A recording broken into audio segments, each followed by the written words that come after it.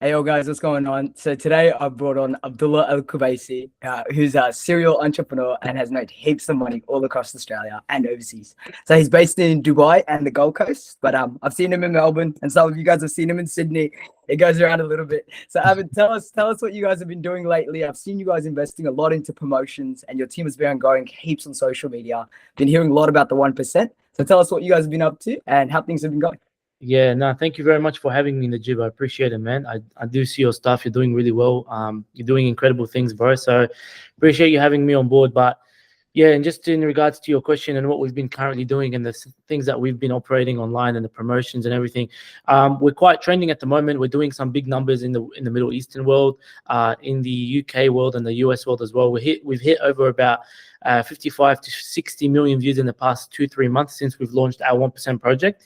And the 1% project that we've recently launched is just to inspire people, get people onto our platform, showing them how you can live successfully without having any money. So we have a foundation that we follow, which is it's a 5-pillar foundation, which makes people sort of believe in themselves in a way without having money. Because these days, lately, everyone thinks being successful is having money, being successful is being financially free.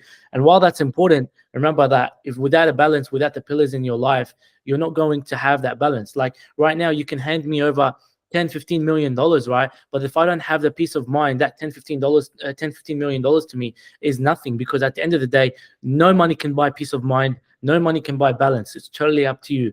And God's given us our biggest asset to overcome that. And that's what we're showing people. Like, you can do it without being financially free. And then on top of that, if you are financially free after those 5 pillars that we talk about, then you are part of the 1% in the world. Right? Because it's very rare to be finding people like that these days. When do you walk around, or you go to the shops, or you go out or whatever, and you find people who have a balance in life, who are, in every aspect in life, perfect, right? And are also financially free. That, my friend, is quite rare. And that's what we're currently showing to the people. And that's what we're bringing on board to the people as well. So thanks for having me on board, man. Appreciate it. Bro, I love the fact that you touched on balance, because if you give $15 million or $10 million to someone who's a wrecked point in their life, it's like adding gasoline to a fire. They're only going to do more cooked shit, and it's only going to get worse for them, right? Exactly. So I really, really appreciate that, man. Cool. Look, Abdullah, in the beginning when you started, man, I know it's been like what, 4 or 5 years now since you started this business.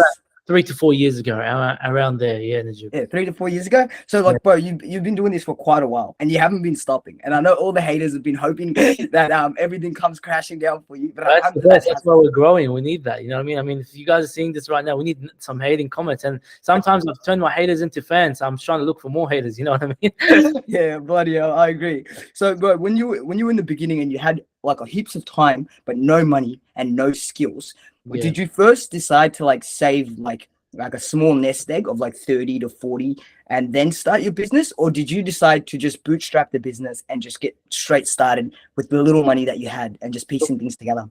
Look, honestly, the reason I am where I am today is because I'm an outside the box thinker, right? Sometimes I don't really like to go by the system and follow the sort of things like everyone else follows. Like, for example, when I used to work at the mechanic, right, as a mechanic, and I used to work as a panel beater, there's certain things as a mechanic that I have to do to follow a certain something to fix the problem of a certain car. Now, that's a system, right? But I don't follow that because I can go outside the box, think outside the box, take a bit of a shortcut, and then I'll have the problem fixed a lot cheaper, a lot quicker, and a lot better, right? And that's what I do. So that's what I realize, like, if I have to work and like work for the rest of my life and save up money day by day and just live the 9-to-5 life, or live the, right now it's not even 9 to 5 anymore. It's like 5 a.m. to 5 p.m. It's 5 a.m. It's 4 a.m. to like 6 p.m. It's ridiculous. It's slavery for me, right? So I realized, like, at this stage, the world's only getting worse, but the best thing I could do right now is think outside the box and develop over everyone. Right. And I did that at an early age. I did that when I was 19. I realized that, look, I don't need to work for someone anymore. I don't need to build someone else's dream. I can build my own. I can financially stabilize myself, and at the same time stabilize my family by thinking outside the box and by having that sort of mentality and the mindset that I'm able to do it. So I done it at an early age, and I barely had any money. So a lot of people think that, look, hey, I've got to, to make money, the saying is you got to invest money, right? And you got to risk money. I totally understand that. And this is currently what I'm doing right now. I mean, I do some large large investments, sometimes $300,000, sometimes $100,000, sometimes $500,000. I've lost $300,000. I've lost $200,000. I'm in that sort of environment now where I've invested so much that I'm able to understand that, look, sometimes you win, sometimes you lose. But at the early ages of my life, at the early stages, I didn't have that.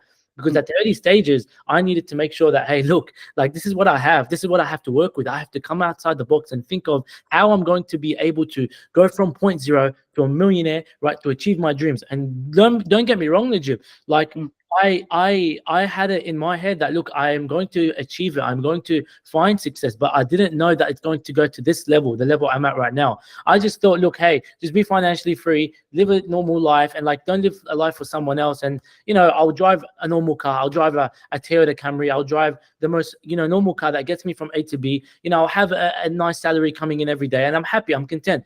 But it turned out a lot further. It turned out a lot more crazy than what I thought.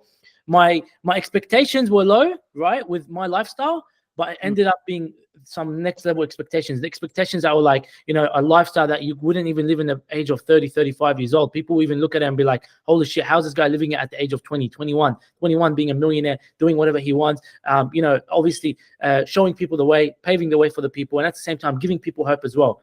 And that's what I was about, bro. It's taken a long, it's taken a lengthy pathway for me. I mean, a big journey, and I worked my ass off, but I am where I am now, man. Yeah.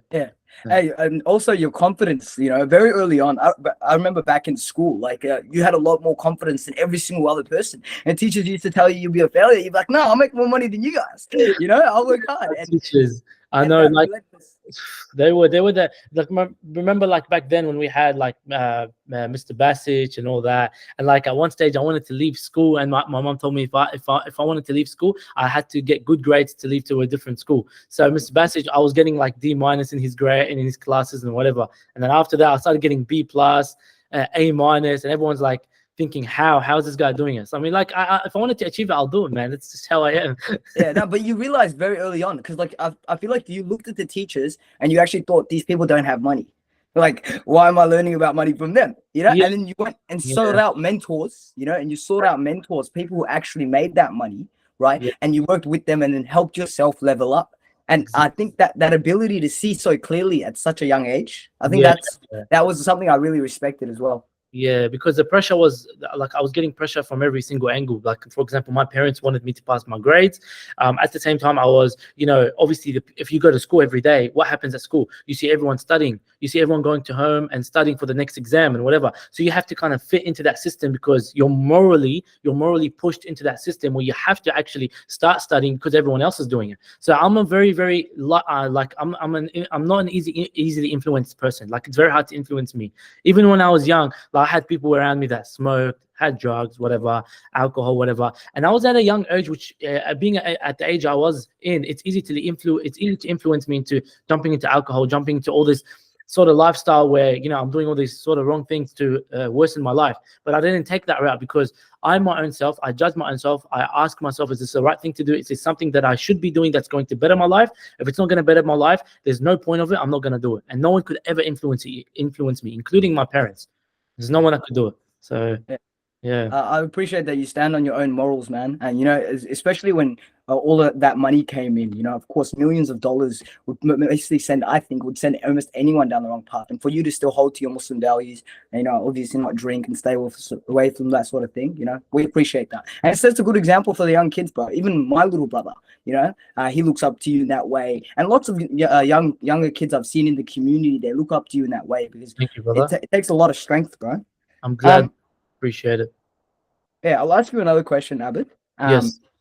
Now, I know when you first started doing e-commerce, you were actually very smart, and you had an uncle that was overseas, right? Could you tell us a little bit more about one of your first stores that you started in the Arab region, you know, Arabia, and how that went, and the huge success you saw with that store? Yeah. So when I first started e-commerce, I was like, you know, hoping to make some money, because it was my way out. So I was like, you know what, this is my way out of the matrix. This is my way out of the system. And I need to, like, right now, I've just been fired from my last job. It's not for me. I'm not the guy that, you know, has to listen. I'm not the guy that listens and says, you know, is told what to do. Even at an early age, people used to tell me, hey, you're not the sort of guy that works for people. I just see you as a CEO. I see you as a boss. I see you in some sort of way. You're a leader. You're not a follower. So I realized like, hey, look, what I want to do is I want to progress my life into obviously being my own thing and doing my own thing and scaling my own thing. And I don't like to depend on money that's limited. I like limitless sorts of income streams, right? I hate limited money. I don't like knowing how much I'm going to make and this is the exact amount I'm going to make. I like limitless opportunities where I'm able to work hard and then obviously not limit my income, so I'm able to make more and more and more every single day. So that's what my goal was, and this is what I wanted to achieve from an early age. So I realized like, hey, look, when I first started e-commerce, that was a limitless opportunity. That was an opportunity that was giving me high value, low income stream, low risk, high value, limitless. This is exactly what I needed, all done from home, all done from a computer, all done from the comfort of my home. Why not? Why not take the opportunity?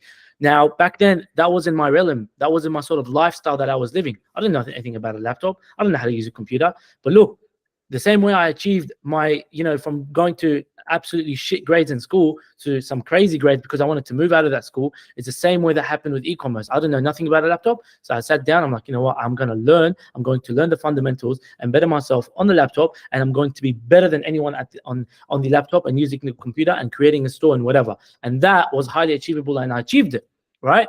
And now, obviously, when I started my first e-commerce store, it didn't go the way it planned to go. Second store didn't plan to go the way it wanted to go. And I realized like, hey, look, I'm going to continue trying because I see the opportunity in this business. I see it turning people from, complete nobodies, complete, 9-to-5 brokies to like bang, multimillionaire sort of people at the early age of life. So obviously I went on and I worked hard. And then in the third store, I had an Arabic Ramadan store. Now, I didn't know how to write Arabic fluently. So what I needed to do is speak to my uncle overseas, and he helped me create a fully Arabic store. I was showing him the fundamentals and whatever, and he just had to write all the writing. Even the checkout was in Arabic and whatever. And it was during Ramadan where it was an amazing big trend that was happening through the Arabian world. And obviously that's the holy month for us. So people get very religious in that month. People, obviously will spend money on like making their houses look religious. They want to live that spiritual sort of environment in their households. And I realized after I created the Arabic store and we were ready to launch, like in the first month, I was hitting about $45,000 to $55,000 in profit.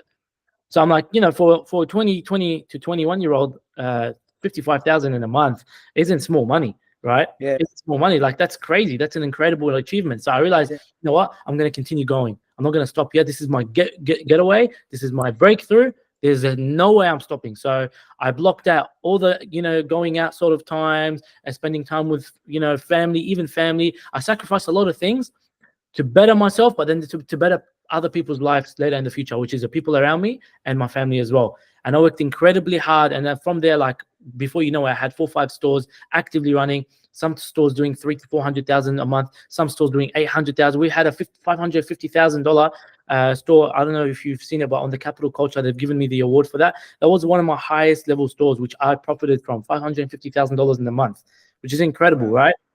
And that was achievable. I believed that I could do it. I believed that I could scale. And I believe I had the mental capacity. And I believe I'm not a person that's easily influenced by other people. So I'm my own boss. I'm my own CEO. It's going to happen. That's how it was. 100%. Yeah. That's exactly what you did, right? And what I love is you carried people that were with you all the way along, up with you. Now you guys got a compound up in the Gold Coast. Obviously, you've got a base out in Dubai as well.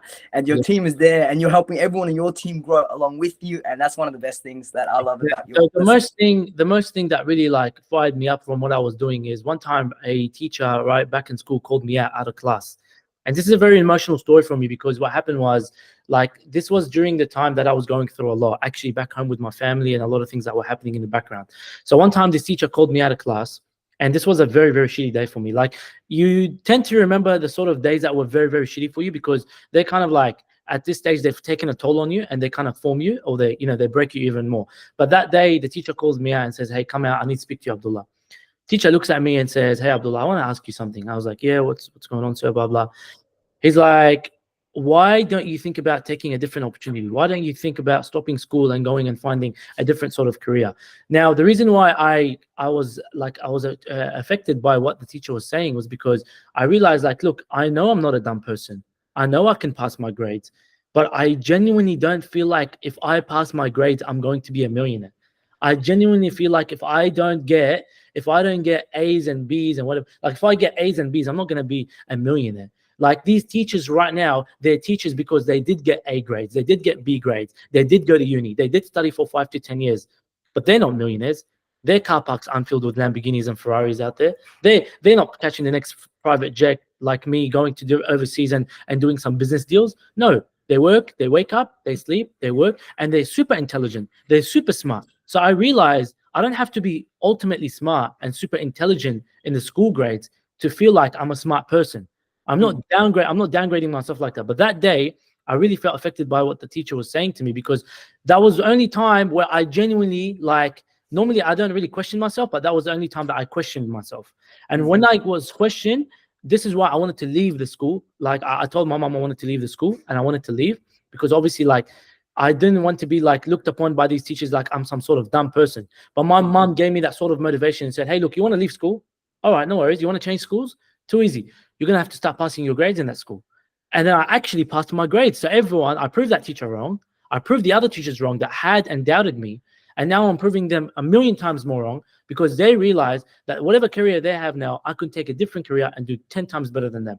I don't have to study as hard as them. I don't have to work as hard as them. Smart business-minded person can go a very, very long way like me. Exactly. You know? Yeah, I agree. And if you measure, like, this is the way I think of it. If you measure an individual's like ability in like a school, it's not going to judge their ability in making money, nor is it going to judge their ability in swimming or athletics, or, you know. And we have heaps of successful people around the world that have won in a million different ways. You're not going to say a basketball player is stupid just because he only knows how to shoot. It takes IQ to be on a basketball court. It takes IQ to make money. So all of these things are IQ. So I definitely agree with you, Abdullah. And I think schools are relatively hard on kids. They get to a level almost where they start making the kids believe that they can't do this even if they wanted to try to like fuel them. And like even the system, like how much things did you take from you outside of school? You know, the width of a triangle times the height times the length, all this B, X, Y, Z, H, W. Like I didn't take any of that out of school. I didn't know any about that. Now I don't use it in my everyday life. I use maths, I use basic English, and Happy Days gets me like basic maths, you know, plus, minus, calculate. All you need is year 10 English and year 10 maths. Yeah, and you can do anything. You realize why they complicate the system, because how the hell are they going to keep you in there for 12 years without overcomplicating? If it was simple, they would be telling the people learning at the school will be telling you every single day, we learn the same shit. But they have to overcomplicate it to give you that 12-year ban, right? And keep you in there for 12 years. It's like a jail cell. You know what I mean? After 7 or 8, you've done like the past grade 7 and 8 is when it's like you've taken the fundamentals, you can go on board, and now you can start earning money, work for someone else, and like literally live an early age life where you're able to fundamentally support yourself at the early age. How much of us struggled by the time we're in grade 9 and 10, where our families were going through such a great struggle? How many kids nowadays go to school and their families struggle every day, and their families are waiting for the day they have to finish their 12-year career to then start working for someone else, to then start supporting the family? It's unfair. I could have left school in grade 8, not wasted another 4 years, and I could have put myself 4 years ahead of life. I could have had a car when I was in grade 12. If I wasn't in grade 12 in those 4 years, I could have financially started supporting my family at an early age. I could have gotten married earlier because I have financial stability. 4 years, Najib, because past grade 8, you don't need school. I genuinely believe you don't need school. Like, did you realize back then in school as well, like you think that all your grades are going towards grade 12, but then the only grades that ever counted were in grade 12. Correct. Only grades that take you. So all these years that I was studying, all these years that I had motivation, all these years that I'm trying to like better myself and better, like that I'm a smart person, I'm intelligent, I'm getting all these grades and I'm doing phenomenally great. But then the last year is what you guys are going to count out of all my years at school. And then when you understand that schools only attract to uni, and then uni is more debt before you even make any money, and then another 4 or 5 years, but it's almost a decade of our early adult I don't even life. want to get into uni from how outdated the system is. These guys aren't even changing the system past 20 years. Let alone make millions of dollars. It's a multi-million-dollar industry. Of course, they're going to continue pushing everyone towards that. Of course. 100%. 100%. I completely agree. I'll finish off with one last question. Okay. Yes. Now, this question is more for my curiosity, right? And I hope the audience can resonate with this as well. Like, I've never made millions of dollars, and I know a lot of people who haven't, right? And you're like one of the few people that I know that have, mashallah. Yeah? Now, can I ask you, was it such a drastic change in your life And did it take you a long time to like get used to the new money? Like, Yeah. or was it something that like you just ignored and put away and Look, didn't let affect you? the one core value that I take from making multi-millions of dollars that I would always take instead of the multi-million dollars or multi-millions of dollars that I made is my religion. Because if it wasn't for my religion, it's the biggest package deal. If it wasn't for it, right now I would have fundamentally lost myself. I would have literally not be where I am right now, because my religion had this sort of standpoint on me where, hey, look, you've gone this far, right? Allah's given me this ability to go this far, and Allah's telling me, hey, look, if you want to go further, you're gonna have to follow the fundamentals of the religion. This is why you are where you are now, because you get to help less fortunate people. But at the same time, you didn't close your doors on a lot of people. You've opened a lot of doors. And I don't want to get into what I've done for people and whatever, because that's obviously between me and Allah subhanahu wa ta'ala. But I genuinely realized why Allah's given me what He's given me, because Allah wants me to open these doors for these people. Right, and I'm never going to close my doors. So I'm never going to change, bro. That could go. The millions of dollars can go, and that core strength, that core value, which is my religion, my deen, is not. There's no way right now that could be taken from me. No money could. So you believe there's a why, and God gave you this for a reason, and you have a duty to help people and open doors for everyone else as well. Because who in their 20s or 21, right, buys a Lamborghini, for example, outright, fully paid off, has multi-millions of dollars, can do whatever the hell you want. And don't forget, like, I had a status as well. I was online, I was whatever. I could, I can hang around with girls. I get messages from girls. I get this. And it's so like it's that lifestyle now. Famous people want to network with you. Celebrities want to meet you. You want to meet celebrities, all that. But it's like, hey, if you go too far into this, you're going to lose yourself. Obviously, I'm not an angel. I'm not the most perfect human being. But alhamdulillah, I have my 5 pillars in Islam. And at the same time, I have my limits. I have my boundaries. I'm not a yes man, yes man, yes man. I'm a no man to a lot of things. And that's what makes me who I am today. I'd love to hear that. MashaAllah. It was a beautiful podcast with you, bro. I got some great content out there for people. We appreciate your time, Abdullah. Thanks for being with us. And I'll let you go, my bro. Thank you, my brother. And take care. All the best. Assalamu alaikum. Assalamu alaikum. Bye.